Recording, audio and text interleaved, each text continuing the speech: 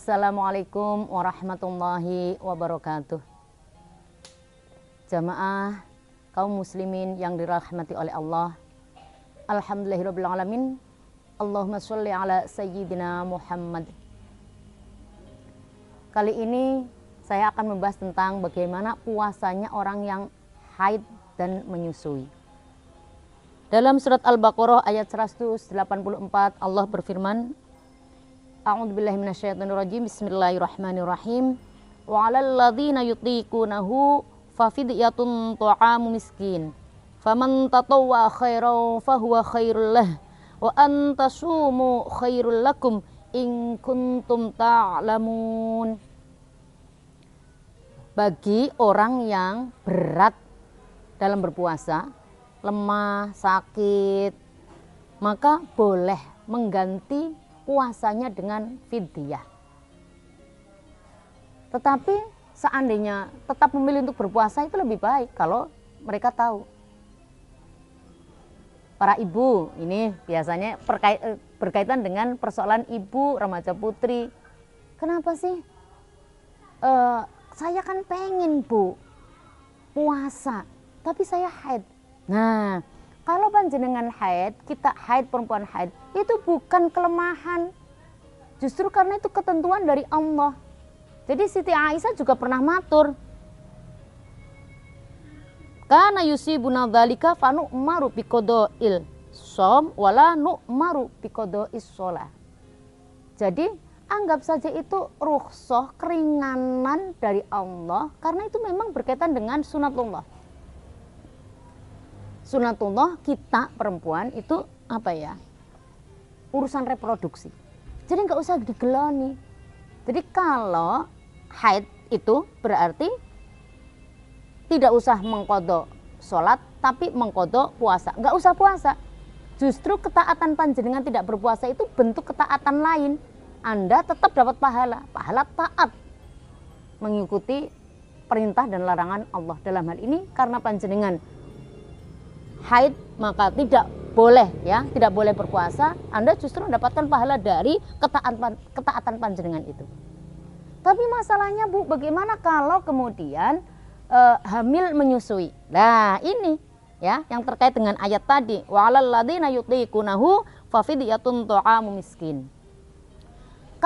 Tetapi dalam mazhab Syafi'i diperinci, kalau dia tidak berpuasanya yang hamil dan menyusui ya, tidak berpuasa karena niatnya demi dirinya sendiri.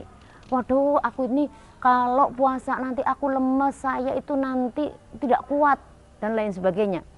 Maka dia, mohon maaf bukan sakit, tapi kalau sakit kan kemungkinan bisa bayar ya. Tapi kalau udah tua, sakit menaun yang kemudian tidak mungkin untuk membayar puasa di hari lain, maka dia boleh meninggalkan tidak berpuasa kalau niatnya, alasannya karena dirinya sendiri, dikiaskan kepada sakit. Jadi dia cukup membayar fidyah.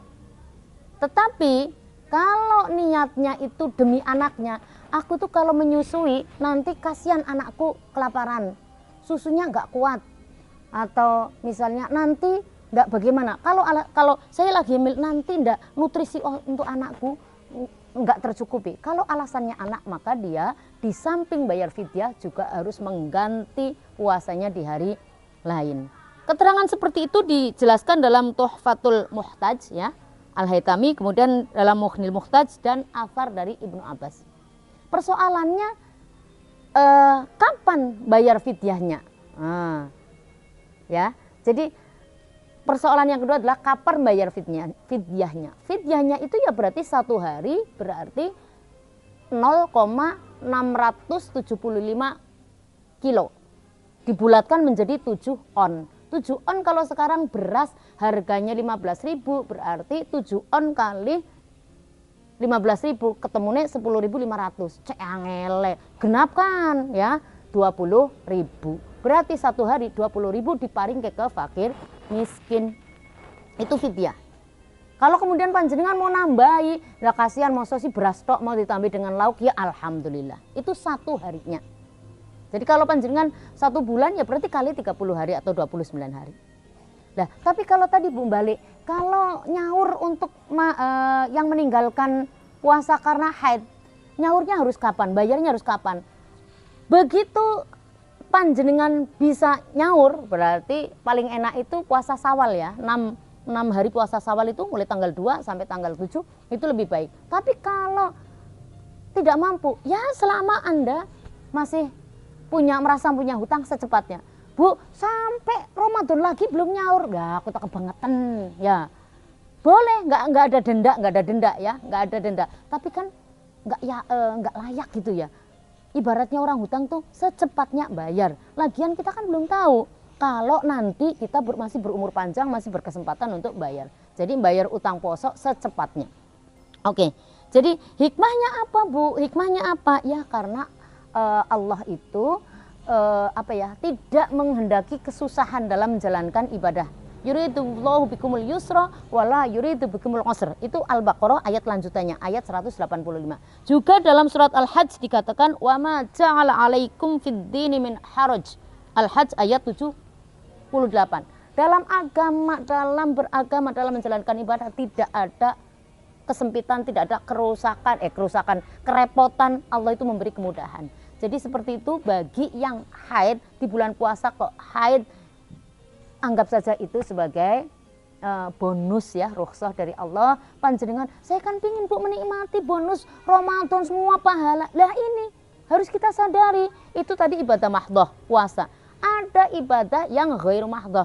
Panjenengan berarti yang tidak puasa ya tetap bangun toh, bantu ibu menyiapkan buka dan sahur, bantu keluarganya, yang istri juga semakin bagus dalam melayani keluarganya menyiapkan buka dan sahur. Itu insya Allah kalau diniati karena ibadah semuanya tidak ada hitungan yang meleset dari pahala yang diberikan oleh Allah. Dan ingat, di puasa itu satu pahala bisa dikali lipatkan menjadi 10, 70 sampai 700 kali lipat. Semoga kita tetap semangat ya, yang haid tetap semangat.